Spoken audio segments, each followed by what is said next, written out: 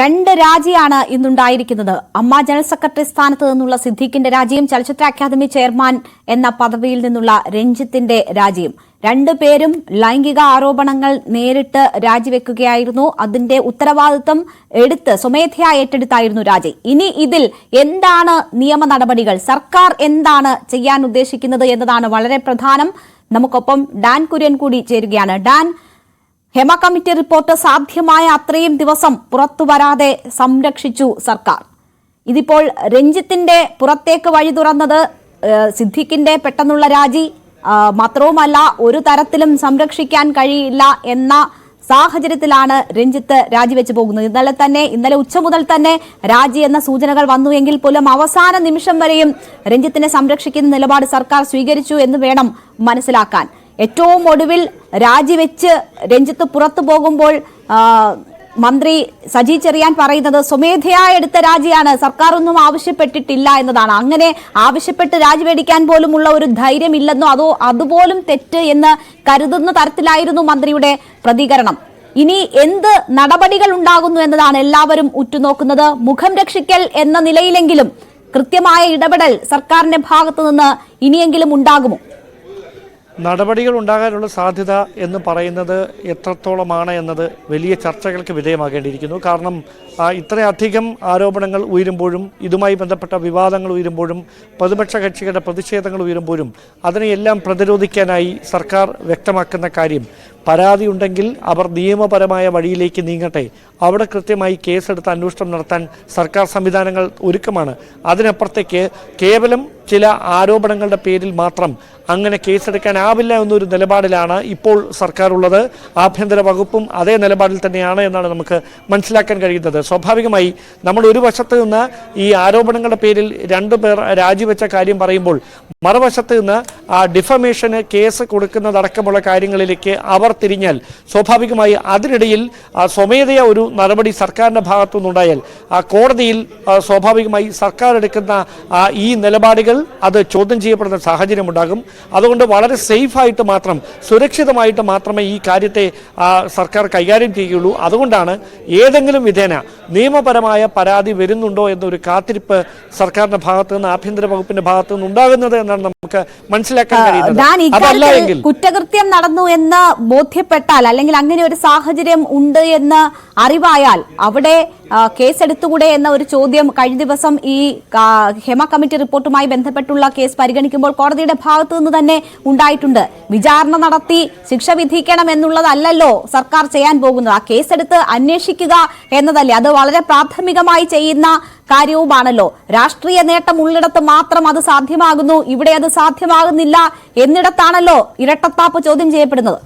രേണുക, അവിടേക്ക് വരുമ്പോൾ ജസ്റ്റിസ് ശിവരാജൻ കമ്മീഷനുമായി ബന്ധപ്പെട്ട് സോളാർ വിവാദം അന്വേഷിച്ചപ്പോൾ ഉണ്ടായ സാഹചര്യങ്ങളൊക്കെ നമുക്കറിയാം. സമാനമായ തരത്തിൽ സോളാർ കമ്മീഷൻ അന്ന് നടത്തിയ വിശദമായ അന്വേഷണം, അതിൻ്റെ പേരിൽ സർക്കാരിന് കൈമാറുന്ന റിപ്പോർട്ട്, കേസ് അന്വേഷണം അന്നത്തെ മുൻ മുഖ്യമന്ത്രിക്കും മന്ത്രിമാർക്കും എതിരെ UDF-ലെ പ്രബലരായ നേതാക്കൾക്കെതിരെ കേസെടുത്ത് അന്വേഷണം നടത്താനുള്ള തീരുമാനം. പക്ഷേ അന്വേഷണ ഉദ്യോഗസ്ഥരായി നിയോഗിച്ച ആരും കേസ് ഏറ്റെടുത്താനോ അന്വേഷണം നടത്താനോ തയ്യാറാകാത്ത പശ്ചാത്തലം, പിന്നീട് CBIക്ക് കേസ് കൈമാറുന്ന സാഹചര്യം, അവിടെ നിന്ന് തെളിവില്ല എന്ന് പറഞ്ഞ് അവർ റിപ്പോർട്ട് കോടതിയിൽ സമർപ്പിക്കുന്ന പശ്ചാത്തലം, ഇത് സർക്കാരിന് മുമ്പിൽ കൃത്യമായിട്ടുണ്ട്. ഒരു തവണ കൂടി തുടർച്ചയായി അങ്ങനെ ഒരു തിരിച്ചടി ഉണ്ടായാൽ അതുണ്ടാക്കുന്ന പോറൽ ചെറുതായിരിക്കില്ല. അതിനെക്കുറിച്ച് കൃത്യമായ ബോധ്യം സർക്കാരിനുണ്ട്. നമ്മൾ ഒരു വശത്ത് നിന്ന് കേസെടുക്കണമെന്ന് പറയുമ്പോൾ സ്വമേധയാ കേസെടുക്കാനുള്ള സാധ്യതകൾ കോടതിയുടെ ഭാഗത്ത് നിന്ന് കഴിഞ്ഞ ദിവസം നടത്തിയ പരാമർശങ്ങൾ ഉണ്ടായിരുന്നു. പക്ഷേ കൃത്യമായി 10-ാം തീയതി കോടതി ഇതുമായി ബന്ധപ്പെട്ടൊരു നിലപാട് വ്യക്തമാക്കാനാണ് സാധ്യത. കൃത്യമായ പരാമർശമുണ്ടാകും. ആ പരാമർശത്തിന്റെ അടിസ്ഥാനത്തിൽ തന്നെയായിരിക്കും നിയമപരമായ വഴികളിലേക്ക് സർക്കാർ നീങ്ങാനുള്ള സാധ്യത നിലവിലത്തെ സാഹചര്യത്തിൽ ഉരുത്തിരിയുന്നത്. അതിനപ്പുറത്തേക്ക് ഇപ്പോൾ പുറത്തു വന്നിരിക്കുന്ന ബംഗാളി നടി ചലച്ചിത്ര അക്കാദമി ചെയർമാൻ രഞ്ജിത്തിനെതിരെ നടത്തിയ ആരോപണവുമായി ബന്ധപ്പെട്ട രേഖാമൂലമുള്ള പരാതി ഇതിനോടകം ഈ നിമിഷം വരെ നൽകിയതായിട്ടുള്ള തെളിവുകൾ ഒന്നുമില്ല. സ്വാഭാവികമായി അവർ അത്തരമൊരു നിലപാടുമായി വരാനുള്ള സാധ്യത തള്ളിക്കളയാനാവില്ല. സന്തോഷമോ ദുഃഖമോ ഒന്നുമില്ല എന്നാണ് ഇതുമായി ബന്ധപ്പെട്ട് രഞ്ജിത്തിന്റെ രാജിക്ക് ശേഷം അവർ നടത്തിയിരിക്കുന്ന പ്രതികരണം.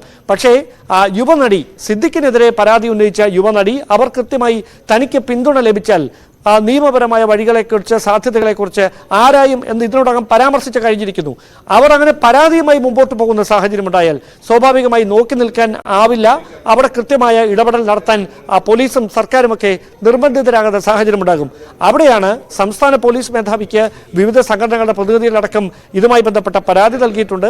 അദ്ദേഹം അതുമായി ബന്ധപ്പെട്ട അന്വേഷണം നടത്തണമെന്നാവശ്യപ്പെട്ട് ക്രമസമാധാന ചുമതലയുള്ള ADGPക്ക് ആ പരാതി അടിയന്തര നീക്കങ്ങളുടെ ഭാഗമായി കൈമാറുകയും ചെയ്തിട്ടുണ്ട്. അങ്ങനെ പരാതി കൈമാറിയതിനപ്പുറത്തേക്ക് കേസ് FIR രജിസ്റ്റർ ചെയ്തുകൊണ്ട് തുടർ നീക്കങ്ങളിലേക്ക് കടക്കുന്ന മറ്റ് സാധ്യതകളോ സാഹചര്യങ്ങളോ ഒന്നും ഇതിനോടകം ഉരുത്തിരിഞ്ഞിട്ടില്ല. നമുക്ക് മനസ്സിലാക്കാൻ കഴിയുന്നത് 10-ാം തീയതി കോടതിയുടെ ഭാഗത്തുനിന്നുണ്ടാകുന്ന പരാമർശങ്ങൾ തന്നെയായിരിക്കും ഇനി ഇപ്പോഴുയരുന്ന ആരോപണങ്ങളുടെ ഗതി നിർണ്ണയിക്കാൻ പോകുക. അതല്ല എങ്കിൽ ഈ 10-ാം തീയതിക്കകത്ത് ഇതുമായി ബന്ധപ്പെട്ട ഹേമ കമ്മിറ്റിക്ക് മുമ്പിൽ രഹസ്യമായി മൊഴി നൽകിയ ഏതെങ്കിലും ദുരനുഭവം നേരിട്ട നടിമാർ നിയമപരമായ വഴികളിലേക്ക് പോലീസിന് മുമ്പിൽ പരാതിയുമായി എത്തുന്ന സാഹചര്യം ഉണ്ടായാൽ മാത്രമേ കേസെടുക്കുന്ന ഒരു സാഹചര്യം ഇനി അങ്ങോട്ട് ഉണ്ടാകാൻ ഇടയുള്ളൂ. അതല്ല എങ്കിൽ പരാതി നൽകട്ടെ, അപ്പോൾ അന്വേഷിക്കാമെന്നൊരു നിലപാടിൽ തന്നെ സർക്കാർ മുമ്പോട്ട് പോകാനാണ് സാധ്യത. ഇക്കാര്യത്തിൽ ആരോഗ്യമന്ത്രി വീണ ജോർജ് ഉൾപ്പെടെയുള്ളവർ ഇന്നലെ മാധ്യമങ്ങളെ കണ്ടപ്പോഴും ഇന്ന് മാധ്യമങ്ങളെ കണ്ടപ്പോഴും എന്താണ് ഈ ആരോപണം ഉന്നയിക്കുന്ന ഈ അതിജീവിതമാർക്ക് വേണ്ടുന്ന സഹായം അത് തങ്ങൾ ചെയ്തു കൊടുക്കുമെന്ന് വാക്കാൽ പറയുന്നുണ്ട്.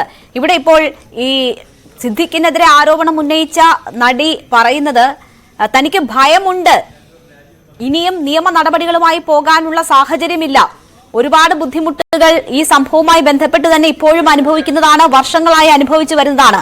നിയമ നടപടി ഉൾപ്പെടെ എങ്ങനെ മുന്നോട്ട് കൊണ്ടുപോകും, അതിന്റെ നൂലാമാലകൾക്ക് പുറകെ നടക്കാൻ പറ്റുമോ എന്ന് ഉറപ്പില്ല. അവിടെ പേടി എന്ന ഒരു ഭയം എന്ന ഒരു ഫാക്ടർ കൂടി ഉണ്ട് എന്നതും ആ പെൺകുട്ടി സൂചിപ്പിക്കുന്നുണ്ട്.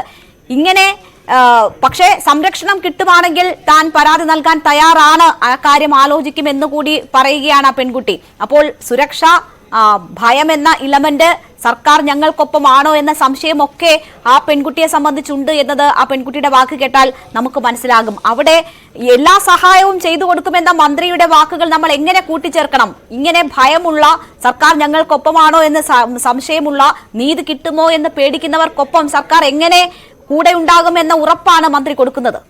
രണിക, താരമൂല്യമുള്ള ഒരു നടിക്ക് പ്രത്യേക ഒരു നിയമം, സാധാരണക്കാരിയായ ഒരു സ്ത്രീക്ക് മറ്റൊരു നിയമം, അങ്ങനെയൊന്നില്ല. നമ്മുടെ ഭരണഘടനയിൽ കൃത്യമായാണ് നിയമം ഉറപ്പുവരുത്തിയിരിക്കുന്നത്. സ്ത്രീ സുരക്ഷയുമായി ബന്ധപ്പെട്ട കാര്യങ്ങൾ അവിടെ കൃത്യമായി നമ്മുടെ നിയമ സംവിധാനങ്ങൾ ഉറപ്പുവരുത്തുന്ന എല്ലാ പരിരക്ഷയും, നിയമപരിരക്ഷയും ഇവിടുത്തെ ഓരോ സ്ത്രീകൾക്ക് വേണ്ടിയും ഉറപ്പുവരുത്തിയിട്ടുള്ളതാണ്. അവിടെ കൃത്യമായി പരാതിയുമായി നിയമവഴിയിലേക്ക് തിരിയുന്നവർക്ക് കൃത്യമായി അതുമായി ബന്ധപ്പെട്ട നീതി നടപ്പിലാക്കി കൊടുക്കാനുള്ള സംവിധാനങ്ങളുണ്ട്.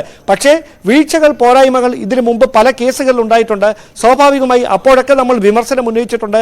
ആ വിമർശനങ്ങളുടെ പശ്ചാത്തലത്തിൽ വീണ്ടും റിവ്യൂ ഹർജി പോയിരിക്കുന്ന പല കേസുകളുണ്ട്. അതുമായി ബന്ധപ്പെട്ട നിയമവഴികൾ അല്ലെങ്കിൽ നിയമ പോരാട്ടങ്ങൾ ഇപ്പോൾ സുപ്രീം കോടതിയിൽ അടക്കം നടക്കുന്ന പല കേസുകളുമുണ്ട്. സമാനമായ തരത്തിൽ കൃത്യമായി ഇവർ ആക്ഷേപം ഉന്നയിക്കുമ്പോൾ നിയമപരമായി നടപടിയിലേക്ക് നീങ്ങേണ്ട ഒരു സാഹചര്യം, അതിന്റെ അടിസ്ഥാനം എന്ന് പറയുന്നത് അവർ നേരിട്ട ദുരനുഭവമാണ്. കൃത്യമായി നിയമപരമായ ഒരു നടപടിയിലേക്ക് അവർക്ക് നീങ്ങണമെന്നുണ്ടെങ്കിൽ ആ ദുരനുഭവം സംബന്ധിച്ച കൃത്യമായ പരാതി നൽകാൻ തയ്യാറാകേണ്ട ഒരു സാഹചര്യം കൂടിയുണ്ട്.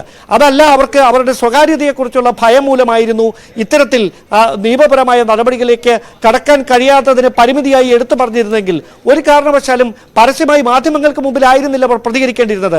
അവർ മാധ്യമങ്ങൾക്ക് മുമ്പിൽ അവരുടെ നിലപാട് പരസ്യമായി വെളിപ്പെടുത്തി കഴിഞ്ഞിരിക്കുന്നു. നേരിട്ട ദുരനുഭവം വളരെ ബോൾഡായി അവർ പ്രതികരിച്ചു കഴിഞ്ഞിരിക്കുകയും ചെയ്തു.